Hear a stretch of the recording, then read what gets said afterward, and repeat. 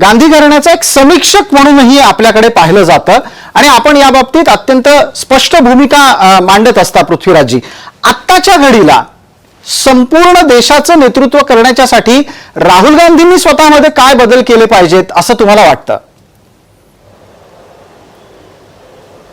हे पहा, तुम्ही नेतृत्वाच्या बद्दल चर्चाच करू नका. आमच्या पुढे आत्ता प्रश्न आहे तो नरेंद्र मोदींच्या नेतृत्वाखालील भाजप आघाडीचा पराभव करण्याचं आमच्याकडचं उद्दिष्ट आहे. ते उद्दिष्ट आम्ही पार करणार.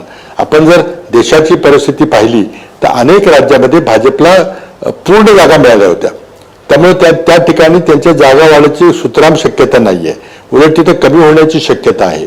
त्यामुळे आपण जर बंगाल, युपी, बिहार, महाराष्ट्र, कर्नाटका, तेलंगणा इतकंच नव्हे तर दिल्ली, राजस्थान पाहिले त्या सगळ्या राज्यामध्ये भाजपच्या 2019च्या आकड्यापेक्षा आता संख्या कमी होणार आहे आणि त्यामुळे भाजपला 272 देखील गाठता येणार नाहीत.